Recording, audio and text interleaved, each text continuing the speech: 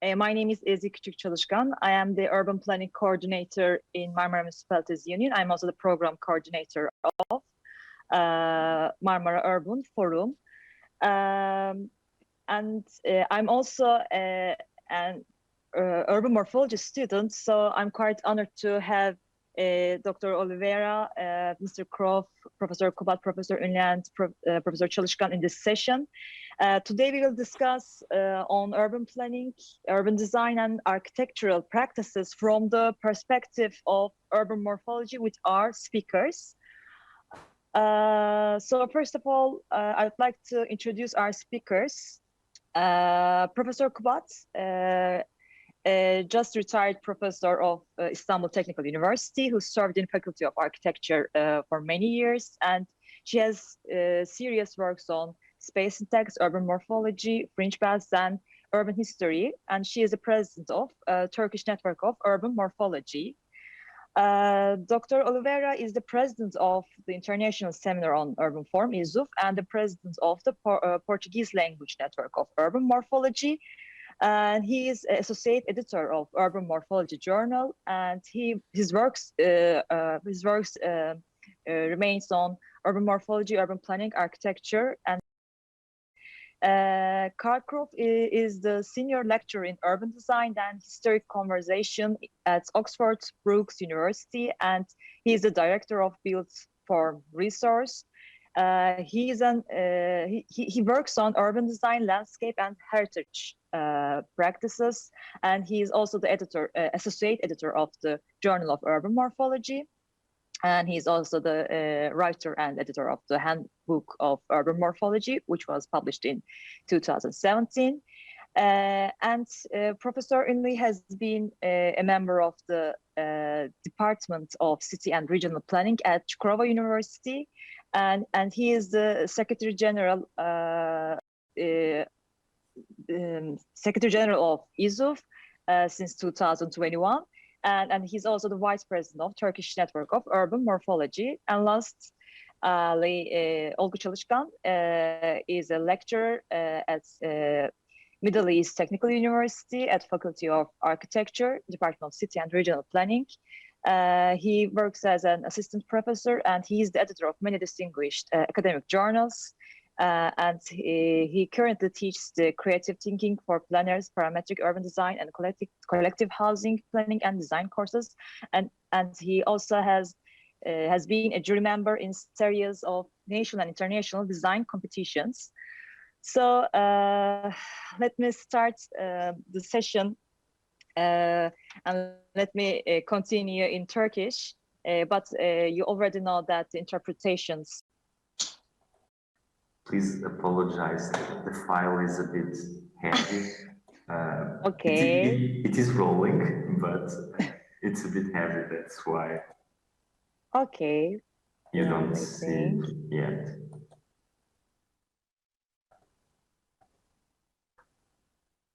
Okay. Sanırım şu anda ekranını paylaşmaya başladı. I think Dr. Oliveira shared the screen right now. Good morning. It's a pleasure to be here. Thank you for your kind words, Ezgi. It's great to be with old friends, Ayşe Şemakubat, Tolga Undu, Olgu Çalışkan, and what are the main challenges of our world? I believe that there is not a straightforward answer for that question, but in 2015, the United Nations have adopted the 2030 Agenda for Sustainable Development, which is built around these 17 fundamental goals. Over the last 6 years, we all started to use these goals in our discourse. But how committed are we to sustainable development and to each of these 17 goals? It has a percentage of urban that is between 80 and 100. Anytime it has at the same time some megacities like New York or Chicago or Los Angeles. But there are other countries where you don't have this sympathy between the whole country and the specific cities. For instance, if you look at Africa, you have a long strip of red, meaning that 20 to 40% of people lives in cities, which is not a higher number, but at the same time, you can look very fast and see that you have two purple dots, meaning that you have a city with between 5 to 10 million people.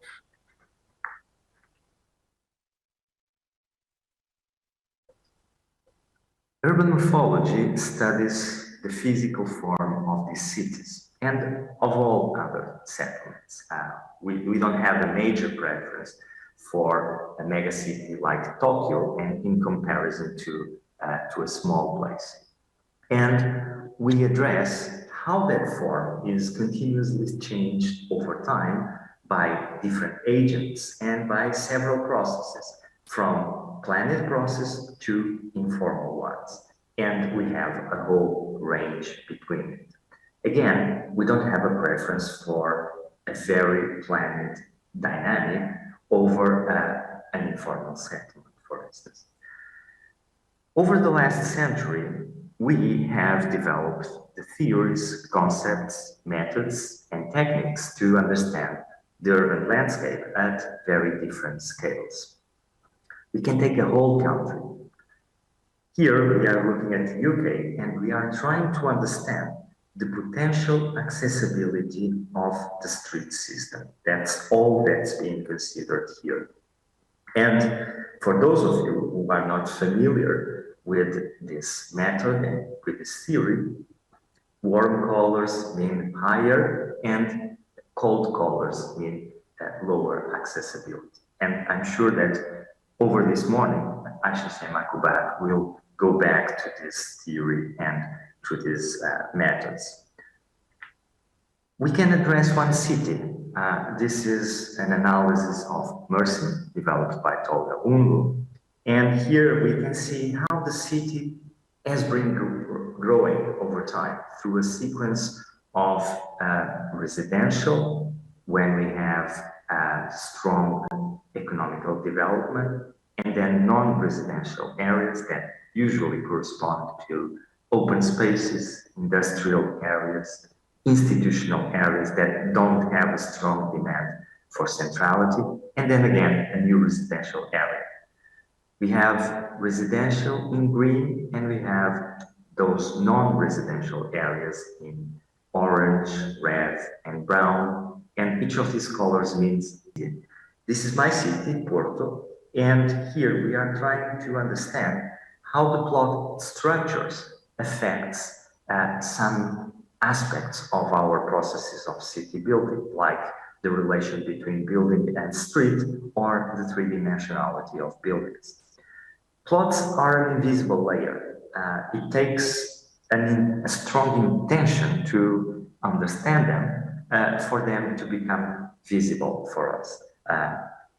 We have here Karl Kropf, who has made very important contributions for our understanding of when we look at cities. And this is the plan of that particular street in Porto. And here you see the type of buildings that, in a way, are determined by that plot structure. Why is this detailed knowledge on urban form important? Urban form can be determined in considering what to change and what to conserve. In our discussions on city, most of the debate is on this, what to change and what to conserve. And urban morphology gives us a framework for thinking about it, balancing issues of identity and memory on the one hand, and the needs of a particular society in a specific time on the other hand.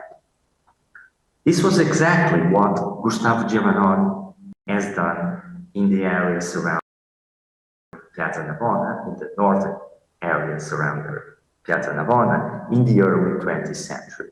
Based on this morphological reflection published in the book Vecchia Città e Divisa Nuova, meaning something like Old City and New Buildings, Giovannone first fought against demolitions in around this area. Today it might seem impossible that at one particular moment, and it was not so far ago, it was 100 years ago, there were demolitions considered for this area. And then Giovannone also had made a contribution by designing a very sensible intervention very near Piazza Navona in a place called Quartiere del Rinascimento. But as you can understand, not only glamorous places need to be conserved. This is the central area of a small town in the north of UK, Alnwick. For some, this town doesn't have a meaning, but for gathered here this Sunday morning, it is a very special place. The town was the object of a famous book by a notable morphologist, M.R.G. Conzen. He published a notable book in 1960, and then in the following decade, he had the opportunity to use that morphological knowledge to be part of a civic group of people that fought against the demolition of this area for building another modernist complex that was planned for Alnwick, as so many others that we know in other parts of the world. As I've said, cities are always changing. Sometimes transformation can be subtle, other times can be structural. Here is the design of a bridge. In this specific case, morphological knowledge was used not to inform the design of the bridge itself, but to find its location, to find a location that could promote in the most effective way and to strengthen the flows of people in both banks of the Thames River.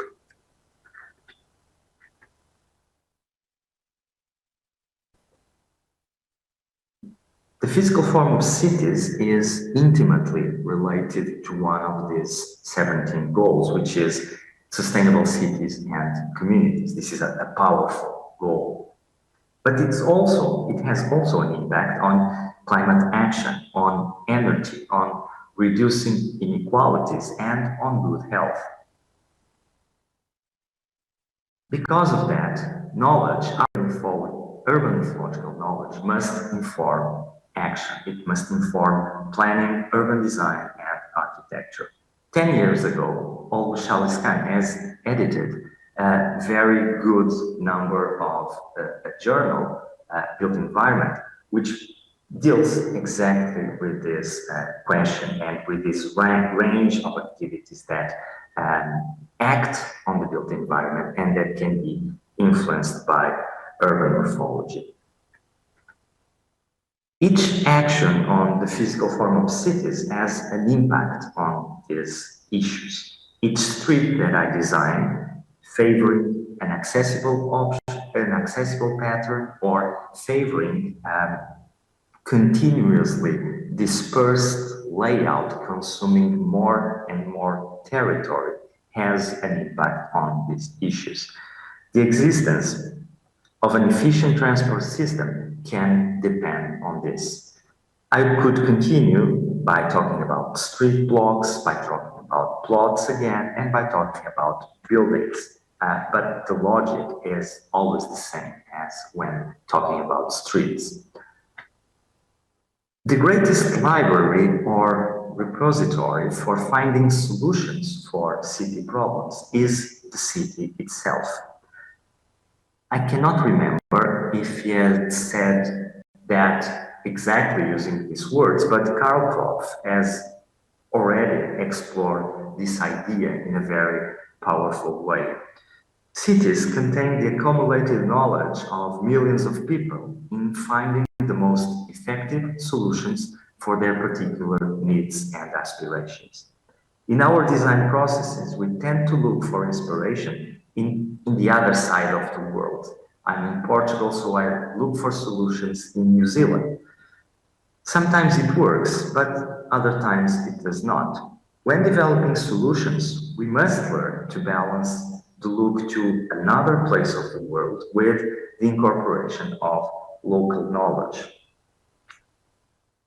Urban morphology can be a powerful tool in developing solutions for cities. It addresses the ordinary building fabric of everyday life. It understands urban form as an expression of societal needs, which are the needs of the many and not of just a few. And it offers a rigorous assessment of the impact of urban form and its change in the social, economic, and environmental systems. So thank you for listening, and I will stop sharing my screen.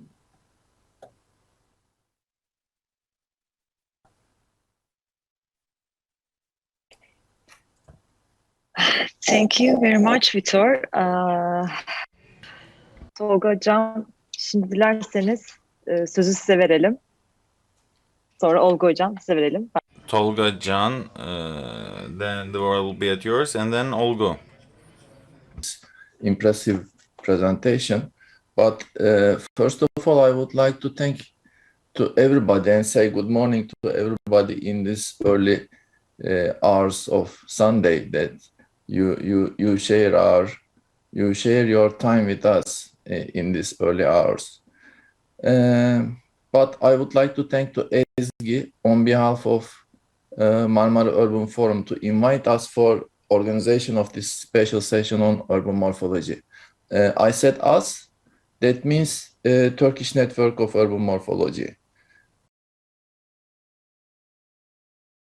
It is recognized by ISUF, the International Seminar on Urban Form, which is the organization of researchers and practitioners of urban morphology worldwide. Yes, I said us. It means that when we meet together with HSM Makubat, Olgu Çalışkan, Ezgi, and the other colleagues at MARUF, İrem, Görsev, when we met together, we think to organize such a session. When we think to organize such a session, we immediately recognize the names Vitor Oliveira and Karl Popff at the first instance, that they are so impressive in their studies in the field of urban morphology. I would like to thank both of them to accept our invitation and share their valuable time in these early hours of Sunday. Both of them are among the impressive and productive researchers in the field of urban morphology, and Vitor Oliveira is also holding the position of presidency at ISUF.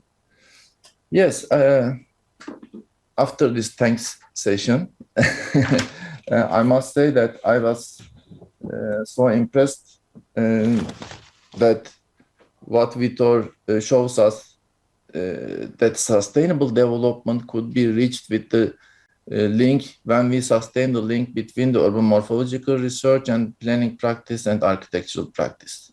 This means that we need to focus more on formative and transformative processes that is embedded within the urban form, that shapes the urban form. That immediately remind me the definition of urban morphology developed by Jeremy Whitehead. He was saying that urban morphology deals with the cyclical nature of urban growth that Vitor showed us from the example of Mersin, that there's the cyclical growth of urban growth, the internal processes of adaptation and redevelopment that is more visible in our daily life, that the urban built environment is shaped and reshaped through these processes. The roles of various agents in the production of urban form. There are many agents, actors that has different aims and motivations in the shaping of urban form, and it provides ideas for future development. That's the issue. Then, when we analyze our environment, we can see that there are differences in different parts of the city, and there are differences in various cities. For example, think about the pictures Vitor Oliveira showed us. Think about Piazza Novana from Rome, Lindo Vale from Porto, or Elnik, or Balat from Istanbul, or Millennium Bridge and the surrounding environment. That Millennium Bridge also links the Tate Museum, the Modern Art Museum, to the St. Paul Cathedral. These different parts of the city, different ages of the city. Then here we should understand that the city has different characters in different parts of the city. MRG Conzens defines it as a part of genius loci. He identifies it with the notion of the objectivation of the mind. Then the city itself, when the city itself becomes the objectivation of the mind, then it becomes a place of intellectual value, as Vitor Oliveira says. And I think this is very important for our planning and architectural practices in the processes that we should develop planning decisions according to those characteristics of the built environment that we can analyze we can develop deeper analysis, and we can develop explanation of those built environments. Then we can say, yes, we need sustainable development.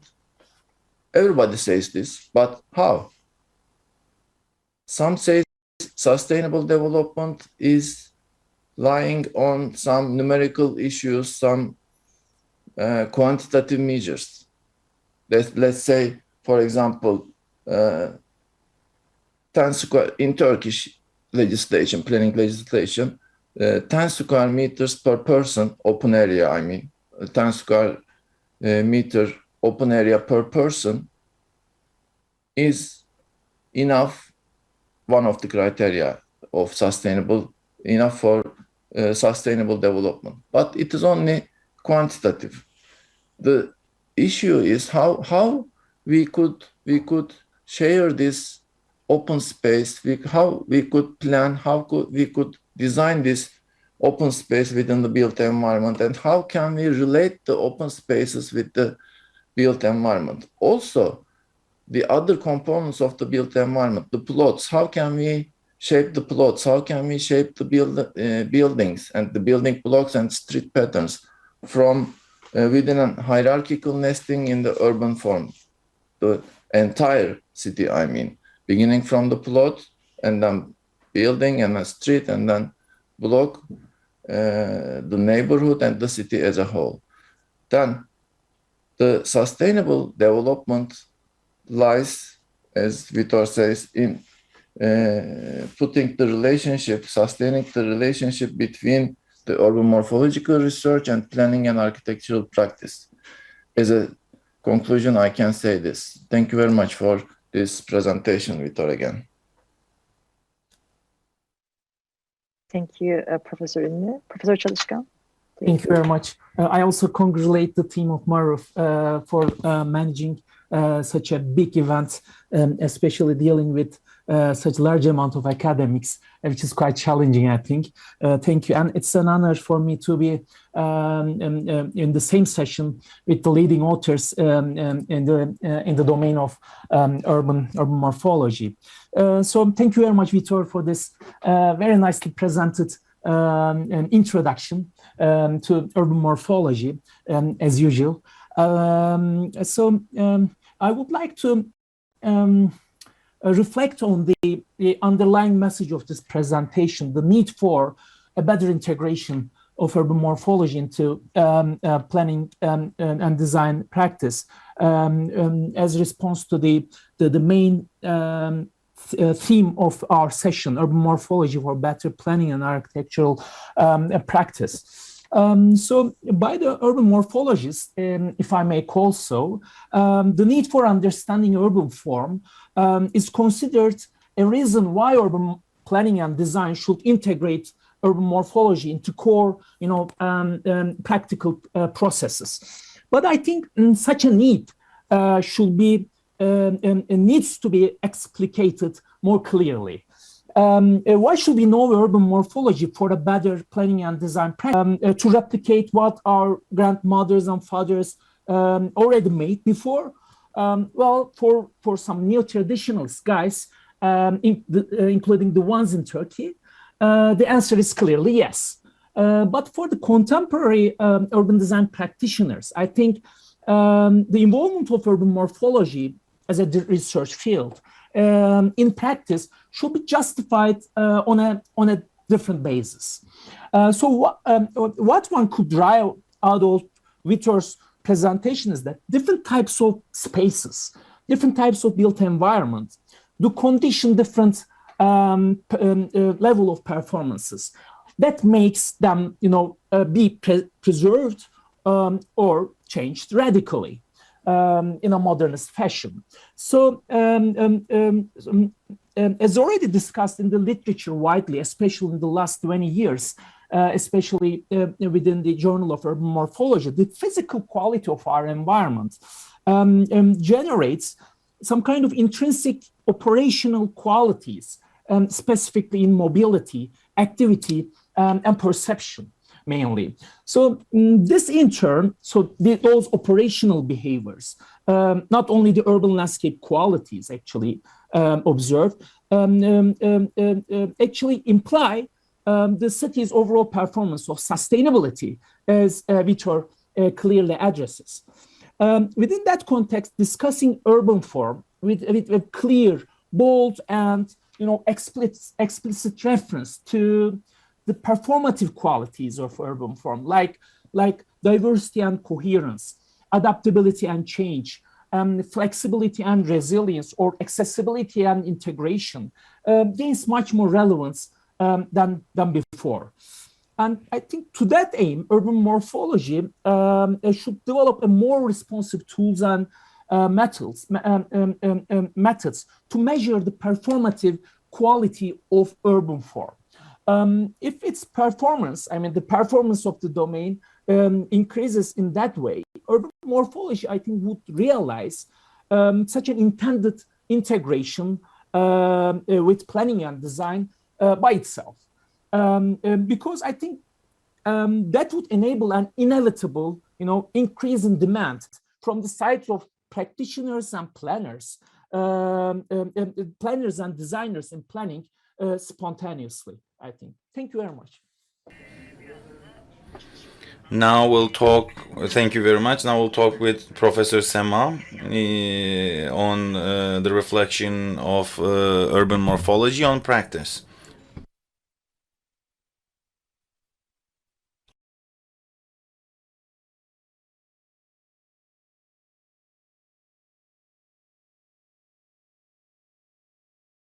First of all, I have to thank for all the MARUF organizers for this interesting and for this complicated symposium. And I would like to start my presentation. The title of my presentation is Evidence-Based Design, Space Syntax as an Innovative Approach in Urban Morphology. The case of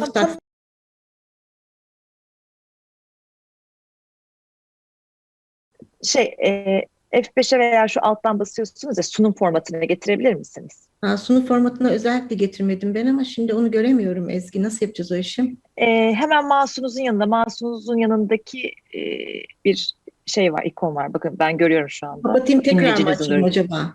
Yok hayır, gerek yok. Anlayamadım. Gerek yok.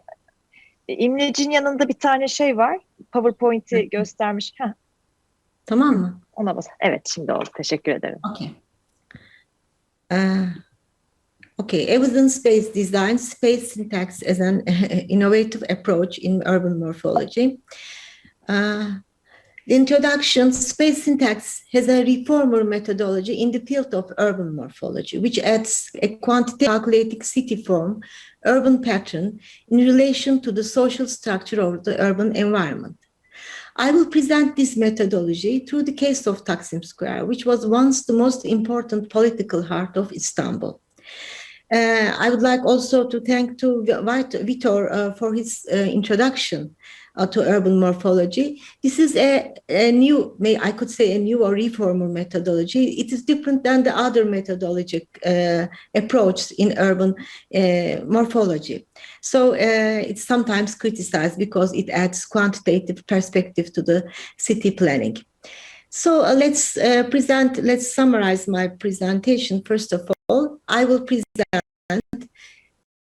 the mathematical calculation that evaluates 3 projects that were allocated design equivalent award, explains the potential of mathematical methods for testing proposals and situations during urban design process, tries to judge a possible implication of the winner project for the pedestrian movement in the area, and to comprehend the results of our uncompleted project, which was also presented in one of the ISUF conferences in Rome, 2015. Results of new urban proposals for political heart of Istanbul, namely Taksim Square, which is currently converted from a gathering space to an ordinary transit station of the underground system.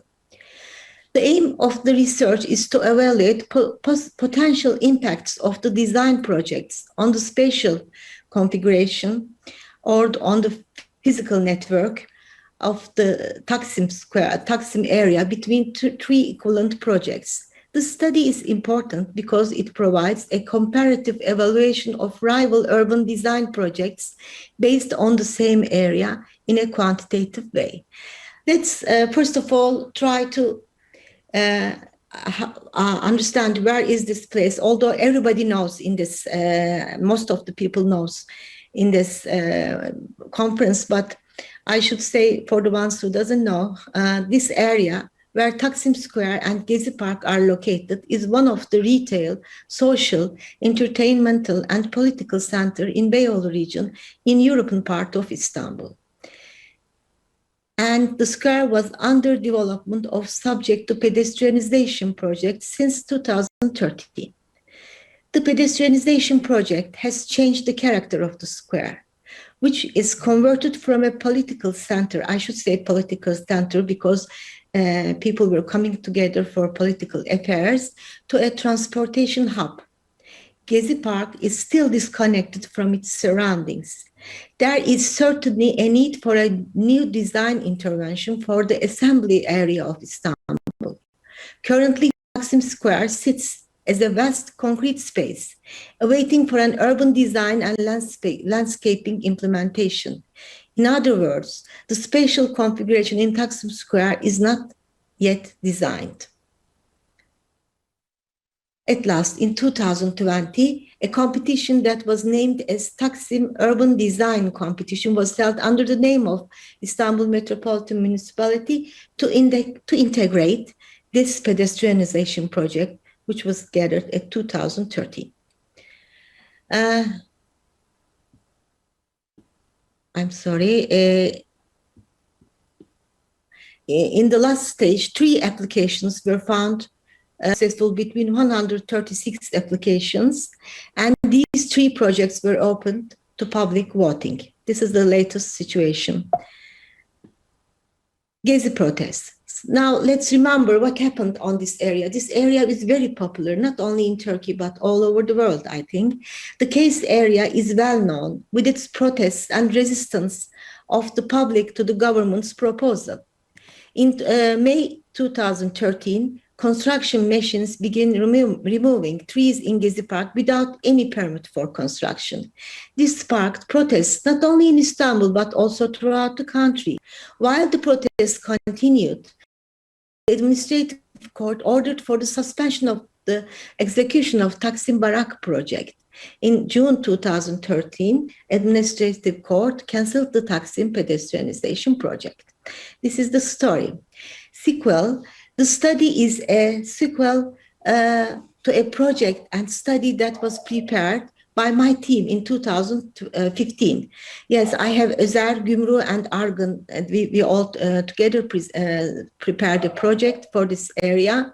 And the expectations is now, would it be possible to change the fate of the square with the proposals of the winner project? And how about the other two in this manner? Why we use space syntax? The methodology is valuable in education and spaces in spatial networks.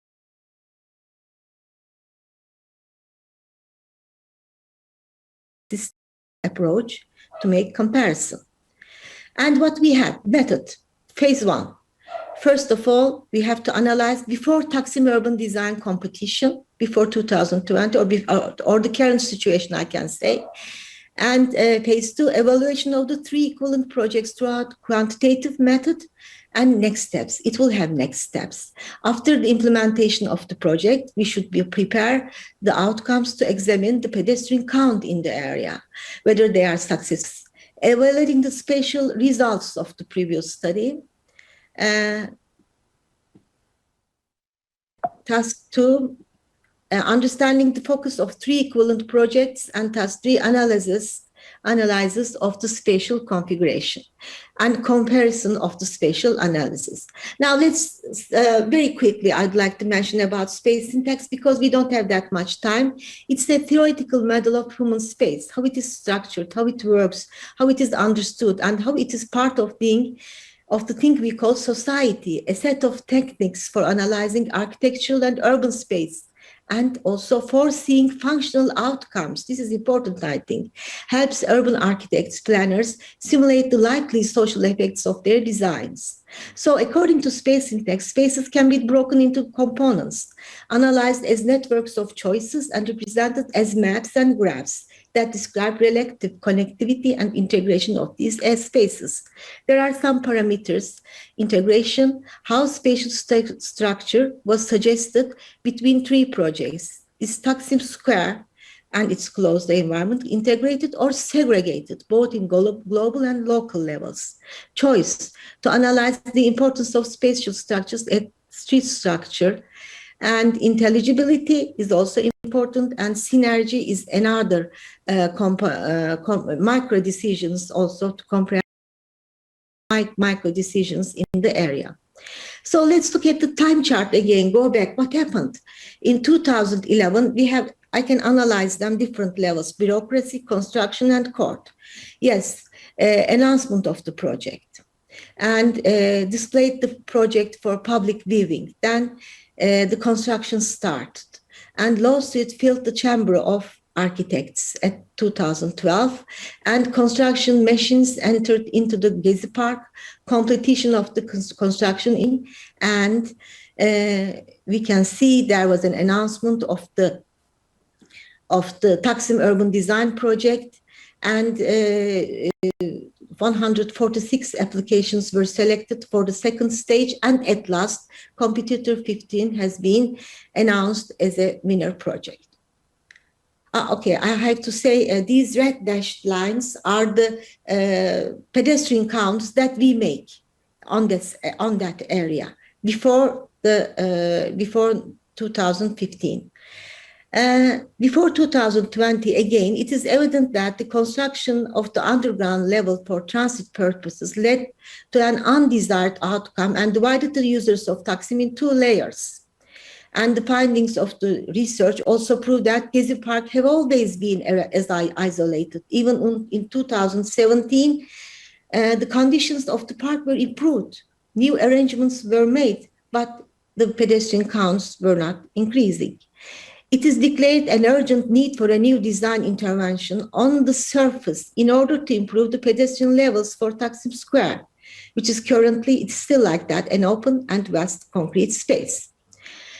Correlation between mathematical values and pedestrian counts demonstrated that pedestrians have two purposes for using Taksim Square and Gezi Park. The area is used to reach İstiklal pedestrian strip for commercial, cultural, and entertainment purposes. And another purpose, which might be the main one, is to use the square as a transit station during their journeys throughout the city between bus, minibus, and such as.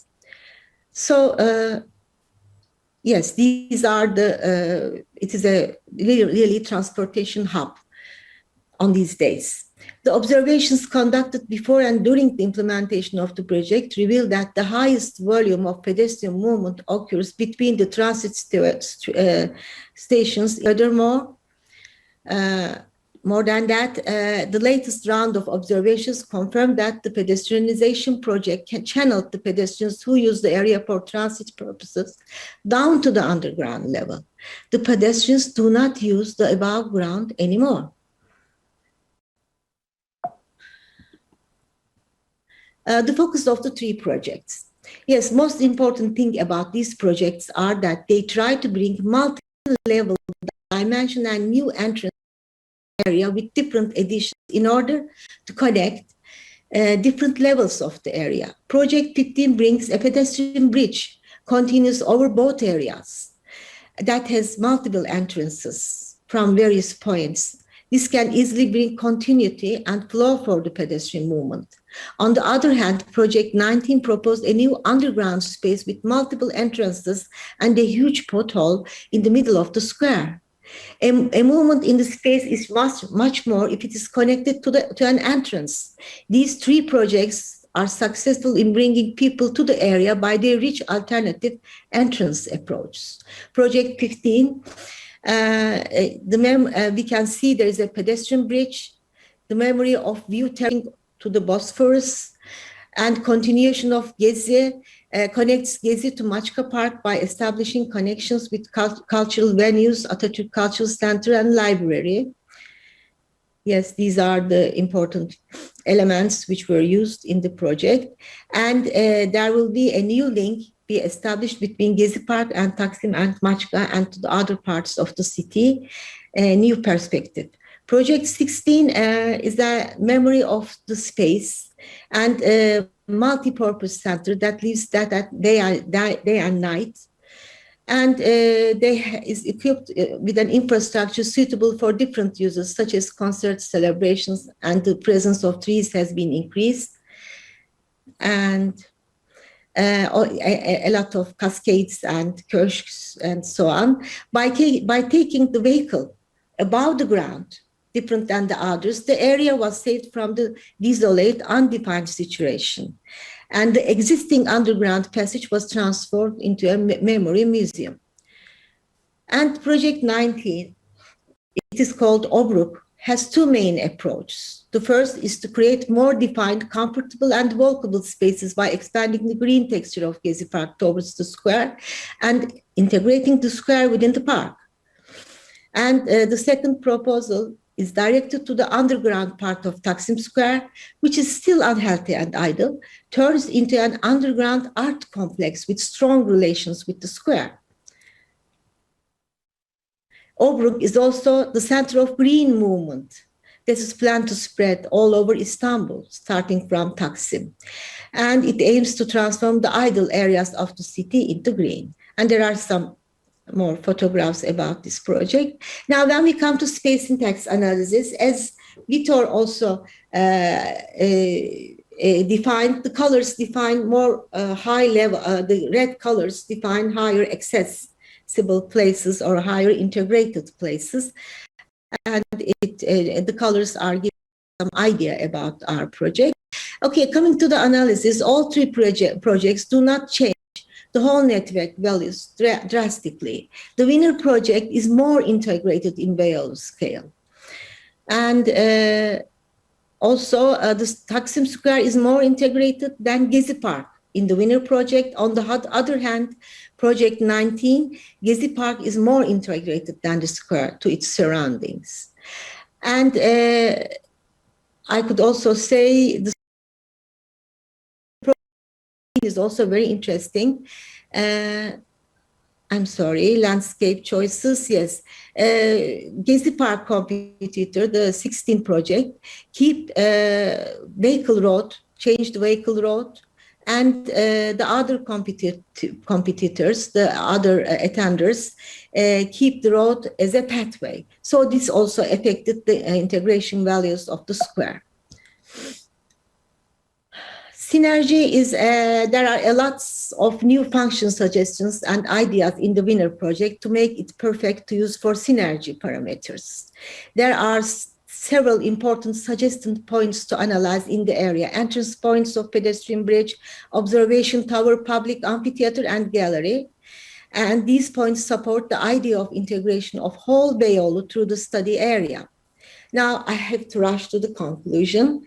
It has been found that the winner project proposal created a more integrated system when compared with the others, is more accessible, and it is successfully connected to its environment, commercial and entertainment district Beyoğlu. While this design preference directs the user towards the point in the center, the high integration and choice values confirmed that urban systems are accessible. What should be our next steps? We can do it. Further research through mentioned quantitative approach will be beneficial by preparing the pedestrian counts after the application of urban design intervention for these areas, for the area. We believe that such studies will contribute to a better explanation of the relationships between morphological processes and urban design applications. Thank you. But for listening to me, yes, thank you. But I would like to thank also Kahraman Eskidemir. He's a PhD candidate, and he also contributed for this study. And we presented together this study of ours in Glasgow ISUF Congress, which was held on May 2021. Thank you.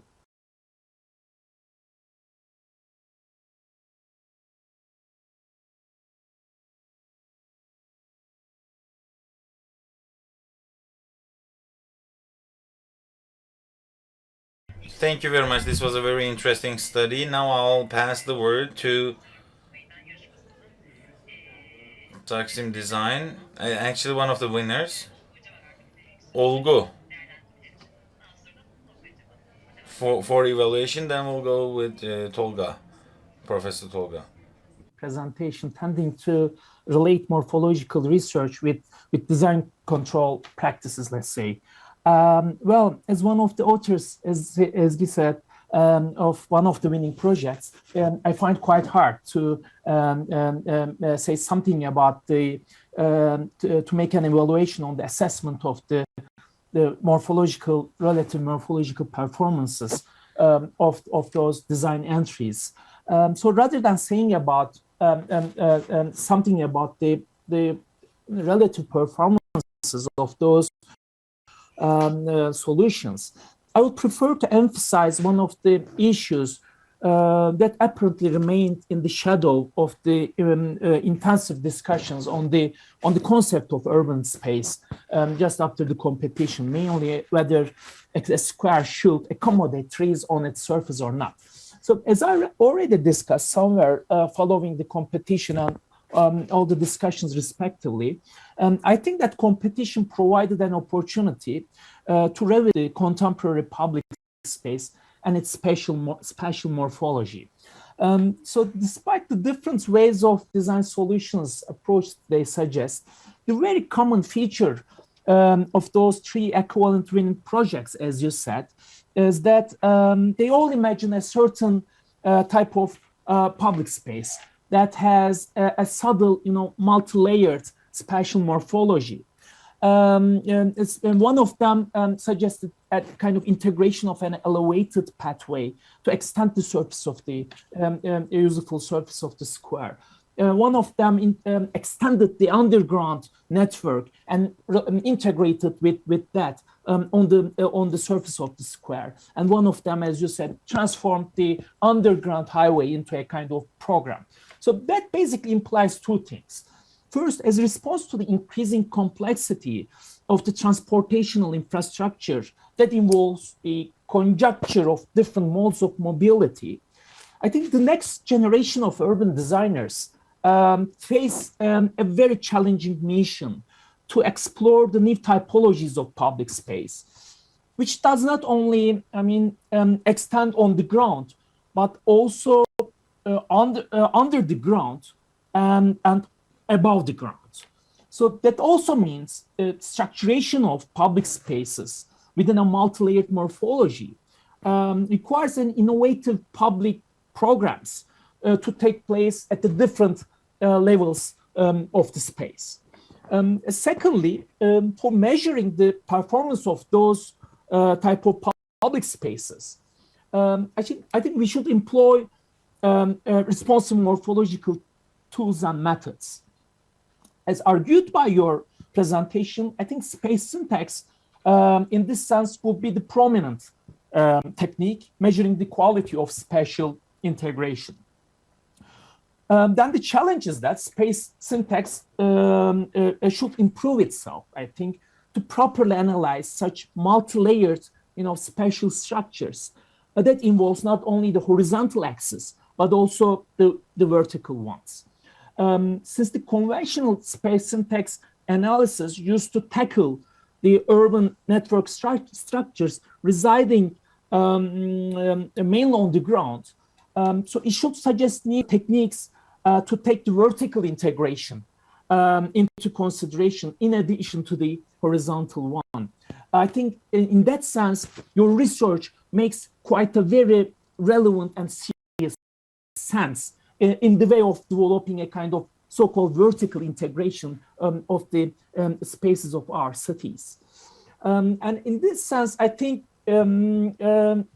last but not the least, let's say, I think your presentation also readdresses the need for a systematic morphological monitoring of the actual design proposals, including the urban design competitions that are getting so common in various cities in Turkey as well. Thank you. Thank you, Professor Çalışkan. Professor Ünlü, please, your comments. Okay, thank you very much. Thank you very much, Hocam, Professor Kubat, for this interesting. It is interesting in terms of using space syntax as an assessment framework for what is done in urban space or what is planned to be done in urban space. But also it is interesting in terms of the space that it is focused on. Probably Taksim Square and Gezi Park is the most known place in the world from Turkey because of that Gezi protest that appeared approximately 7 or 8 years ago. And it is also interesting that it showed us a different perspective in urban morphology. There are some different approaches, historico-geographical approach that is developed by MRG Konzen in Britain, process typological approach that is developed by Moderator in Italy, and there is spatial analysis approach. But this space syntax as a fourth one shows us how it can be used as a part of developing stronger integration of morphological research and planning practice or design practice, we can say. In this special example of design competition of Taksim Square. But Taksim Square was not one of the most important places in the last decade, but also it was one of the most important places in the country in the last 2 centuries, probably. For example, in the late 19th century, when there's the Ottoman modernization before Turkish Republic, Turkish modernization, there was the first open space, the first public park in Ottoman Empire in Taksim Square. It was the first one.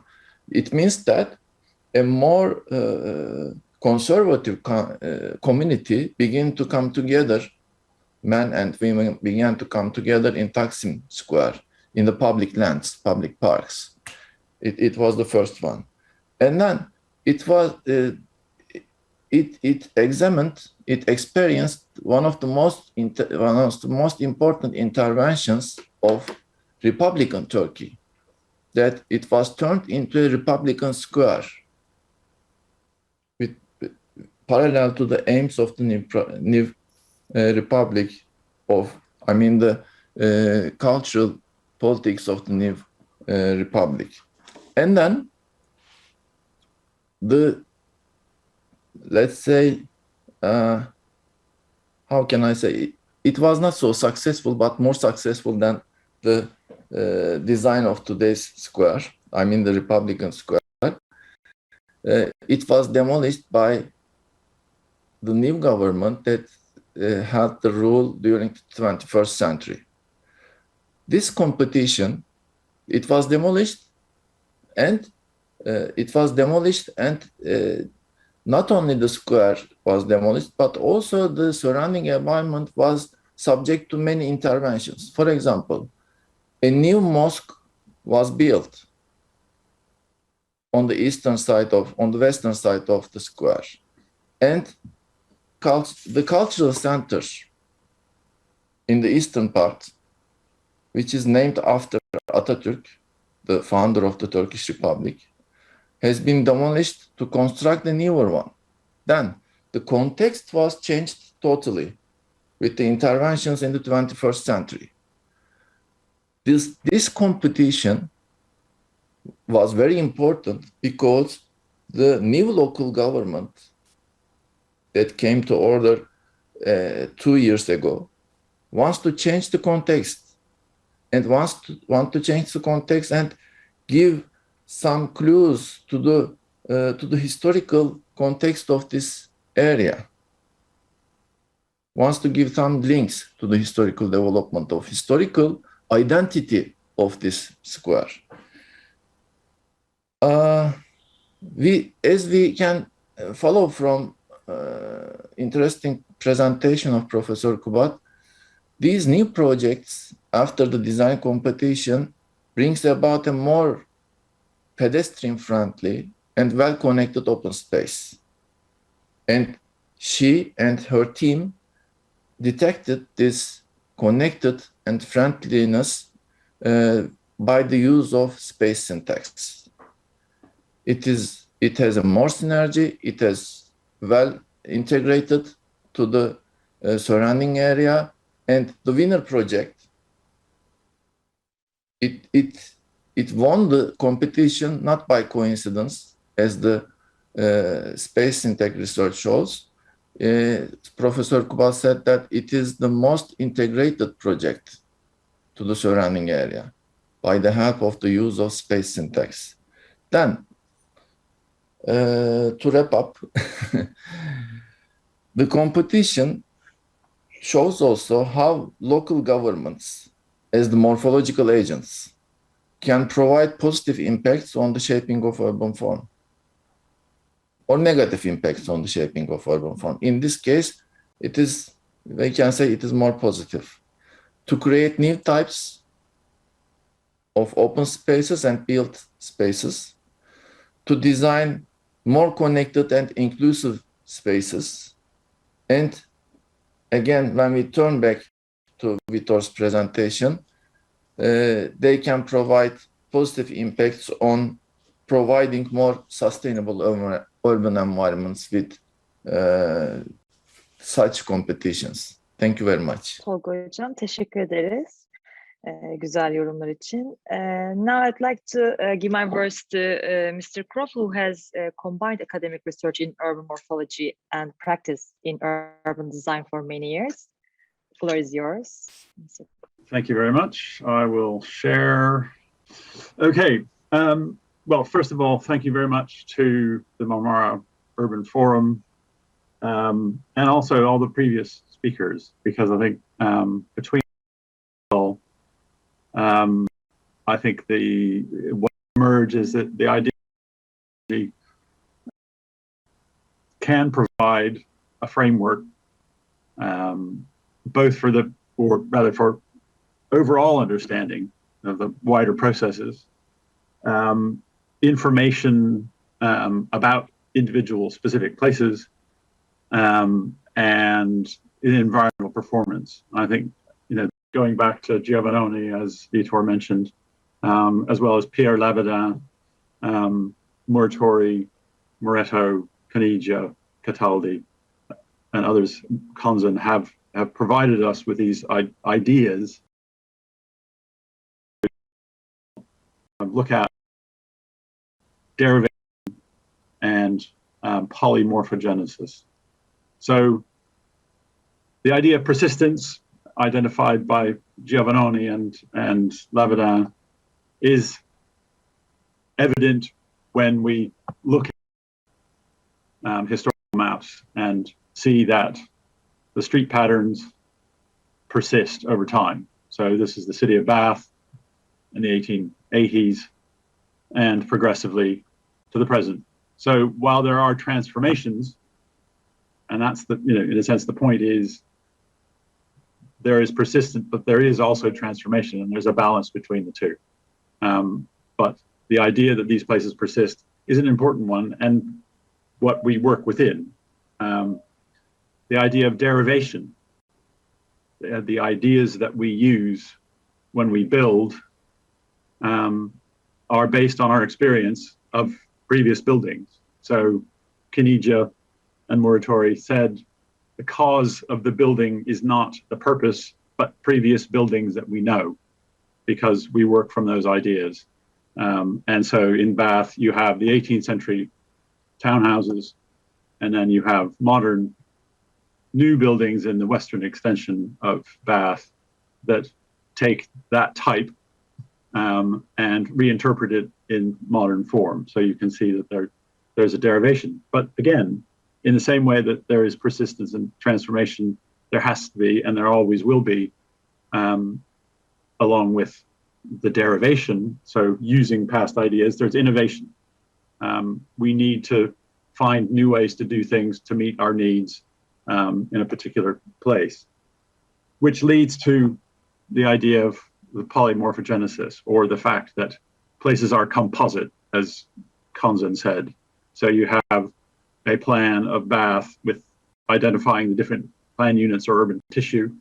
In purple, to the right, you have the historic Roman settlement, which then became the medieval walled city, and then the extensions. And the different tissues arise because people at a given time have different purposes. So you have industrial uses, non-residential uses, and residential uses. And then you have change over time. So in different periods, people build in different ways because they're facing different issues, technology changes. And so there is always that differentiation as places grow. So one of the things that morphology helps us to do is codify that and formalize it, articulate it, so that we can use that more carefully, as it were, more deliberately, when we, one, look at the overall changes that are occurring and elaborate those. We can look at individual places to understand it as a basis for design. Also use it to start assessing existing places and our proposals. As Professor Kubat shows, we can assess their environmental performance, and Olga, you also said that's an important part of what we do. So it is pretty key. So what I would say, those frameworks within urban morphology are the different aspects of form, the built form, use, control, that Konzen and others started to identify, and we have others, Vitor and others, have started to articulate more clearly: generic structure, or morphological layers, and the typological process. So one diagrammatic way to express that is that we have the time frame, we have the different aspects that are overlaying and interrelating, and then the resolution, or the morphological layers that provide us, again, those are tools for looking at how we do things, how things have been done, and how we can do things. So this is a kind of quick look at an application that might start to say, okay, well, if I'm working as a consultant in urban design, what can I do to, make sure my project responds to the circumstances? And so, as a consultant master planner, this is a site that I've been asked to look at by clients. It's a site for growth. So one of the needs currently in the UK is for more housing. So while the aim is to ensure as much as possible as on brownfield regeneration of sites, there is a need for some greenfield site. So this is a greenfield site. And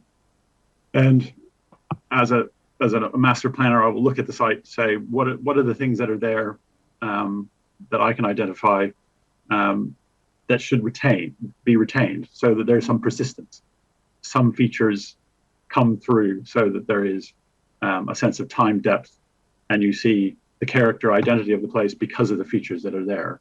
And so in looking at this is a very rough or early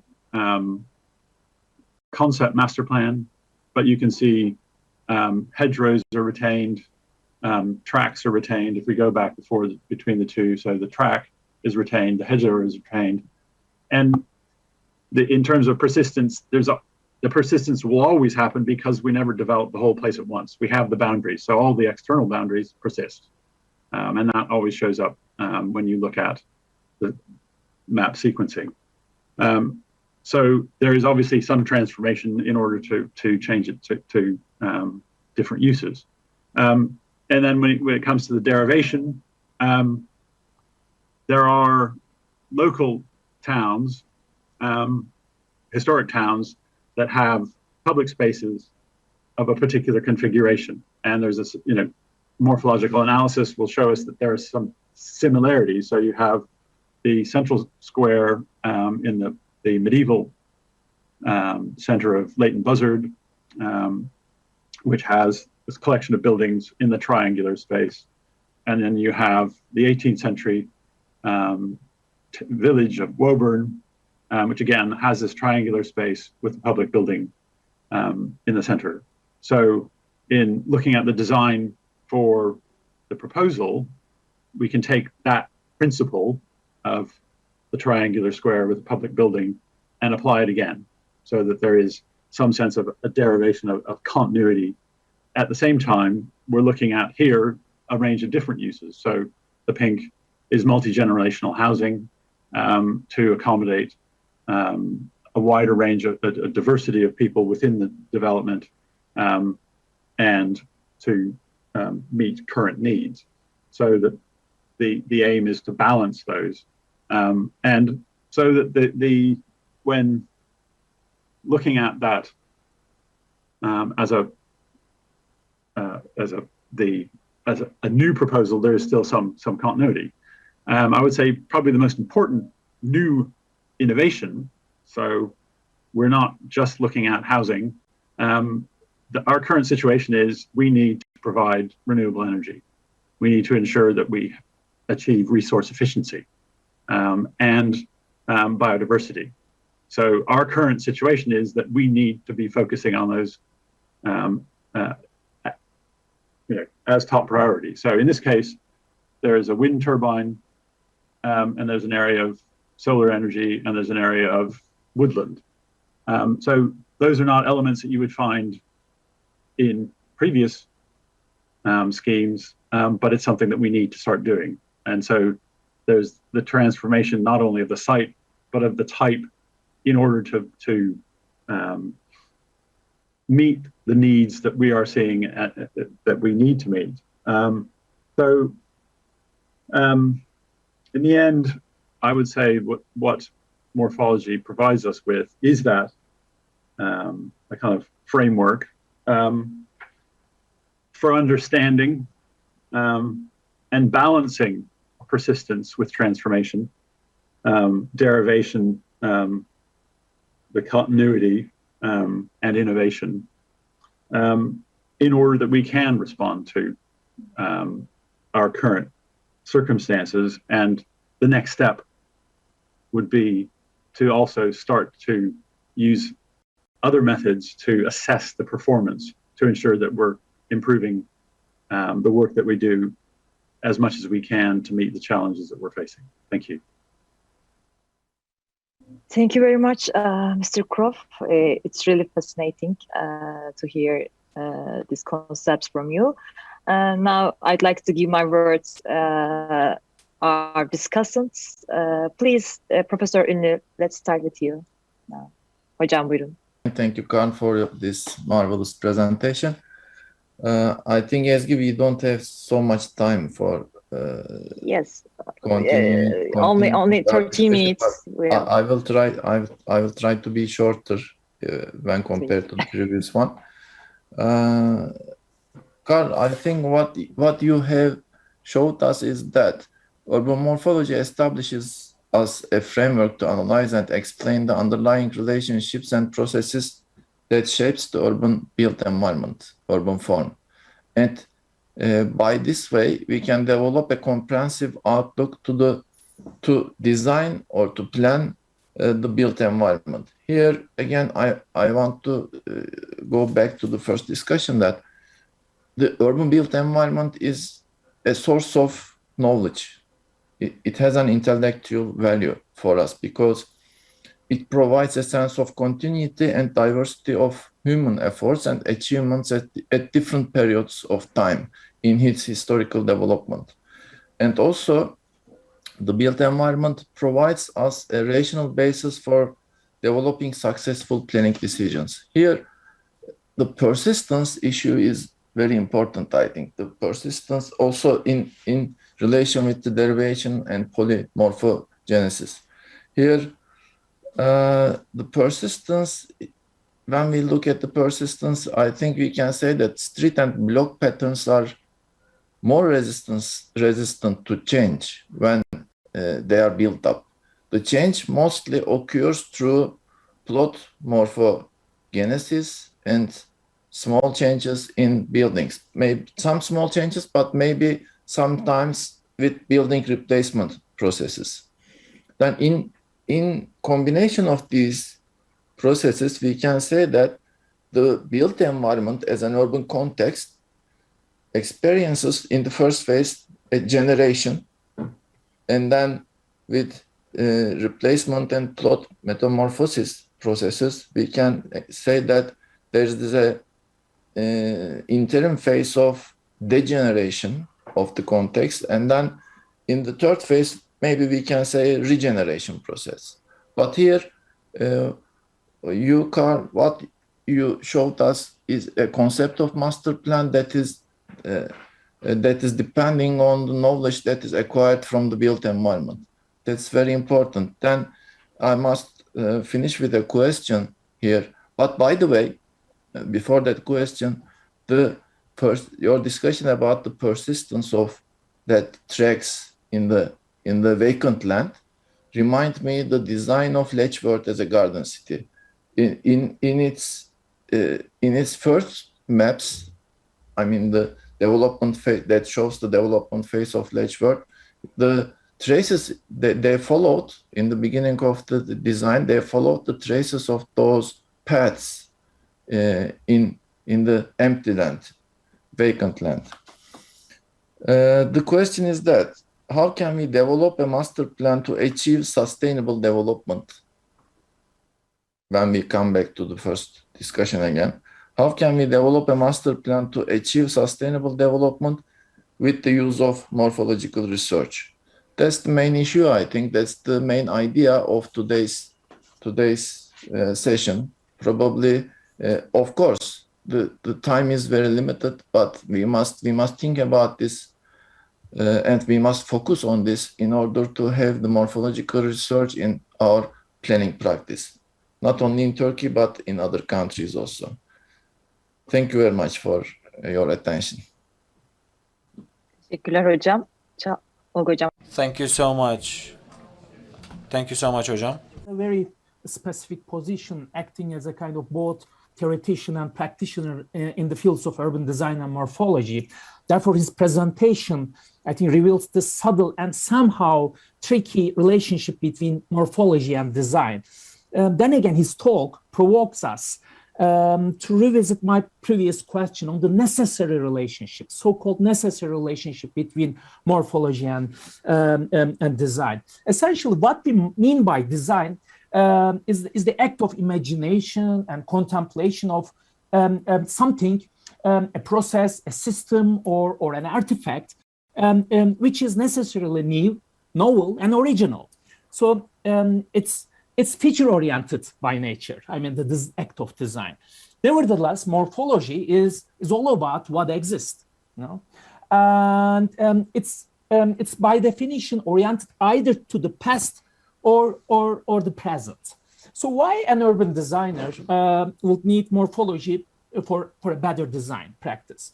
Why should we know what emerged and evolved in Karl's terms, persisted in time to design something original, which implies necessarily something not realized before? So the shortcut, I think, answer to such a question would say that we should know what already produced in order not to repeat the same mistakes taken place embedded in our built environment, or to reveal the sources of the good qualities, you know, that has endured still today. So I think those are all correct to claim morphology for design.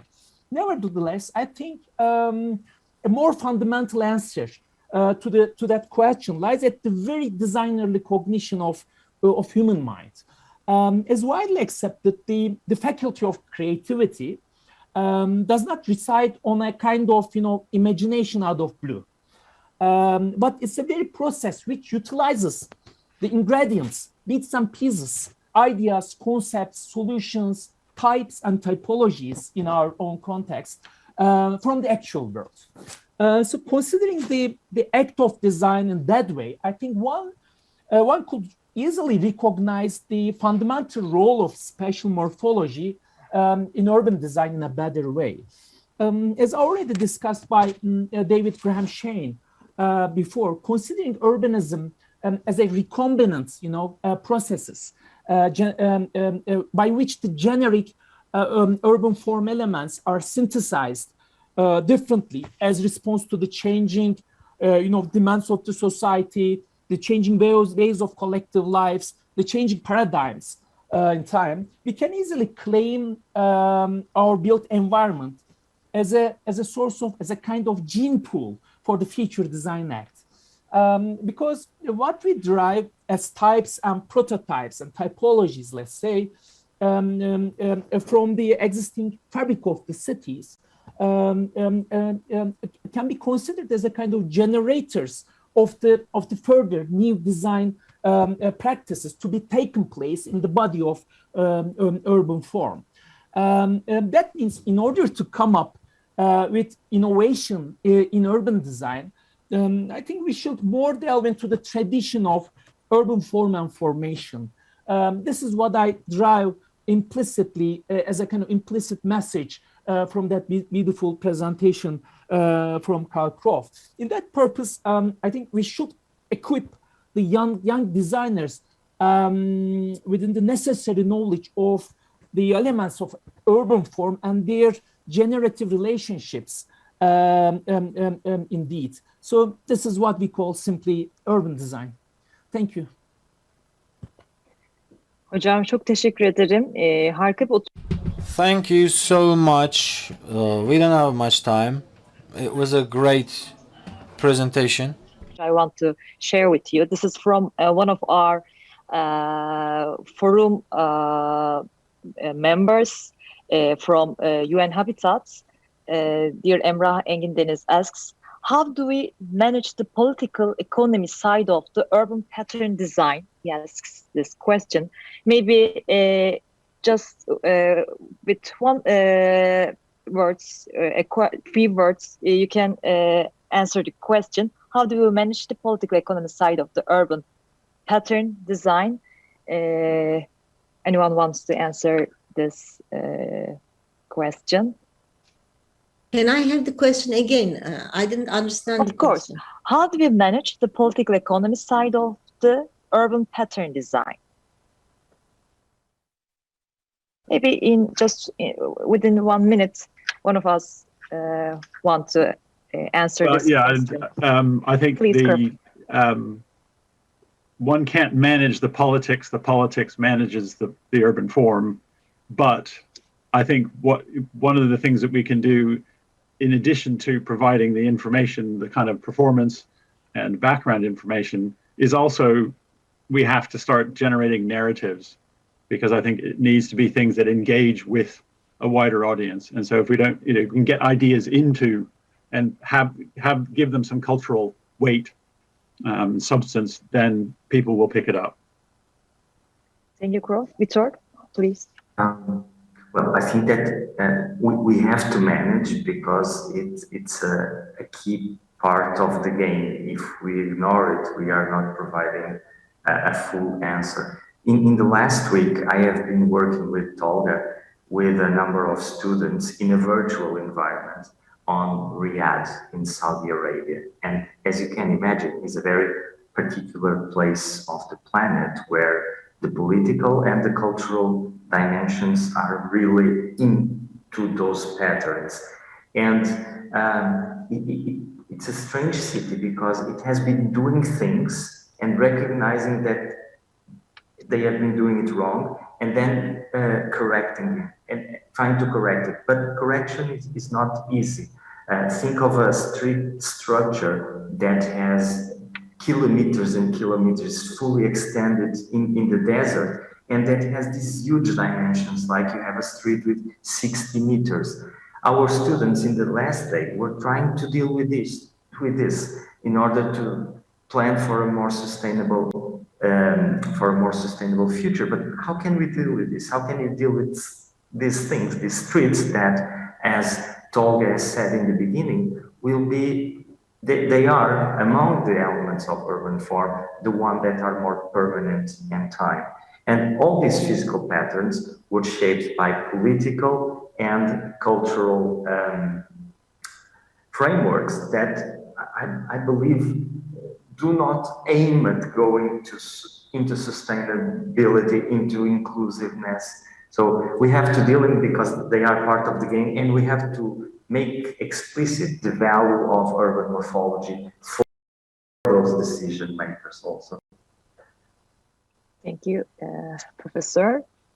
On the other hand, I think we can say, when we talk about the political economy of space, or the built form, we can say that all morphological agents are staying there. It includes all morphological agents, and they have all different aims, different motivations, different value judgments. The important thing here is how we can develop the objectivation of mind of that period. Here, from the Gezi Park and Taksim Square example, this objectivation of mind changed in different periods throughout the historical development of that part of the city. And what is dominant here is the political economy of that period. Here, then, when we think about the relation between the political economy of the society and the urban shaping of urban space, then, of course, they are corresponding relationship between each other, but political economy is, of course, the most dominant one that wants to shape the built environment, not only in Turkey, but also in other cities of other countries. For example, you can see it in Paris, in the middle of the Louvre, for example. You can see that pyramid. It's a reflection of a political economical choice of Mitterrand. Or I cannot remember the modern art museum, name of the modern art museum there. It's another reflection of the political economical choice of the president. Pompidou. Pompidou, yes, thank you very much, Vitor. Pompidou Center. Yes, it's another intervention into space in Paris. Then every phase want to leave its impact on urban space. Then here, the important thing is how we can reach to a society that favors the equality, solidarity, and sustainability in both society and urban form. Thank you. Thank you for your all kind contributions. Today we hosted very valuable researches from Yusuf, and it's a really interesting topic. And we have many other questions, however, we don't have any time, and maybe we can discuss these questions and the other topics in further sessions, in further forums or conferences or academic projects. Now, I'd like to end the session and to inform the audience that we have an urban talk in the main room, which is between the Ahmet Mümtaz Taylan, the actor and the scenarist and the writer in Turkish media, and our General Secretary, Cemil Arslan. Now, I'd like to end the session and thank you all the contributors again. See you in other conferences, in other sessions. Thank you. Thank you very much. Bye. Thank you. Bye.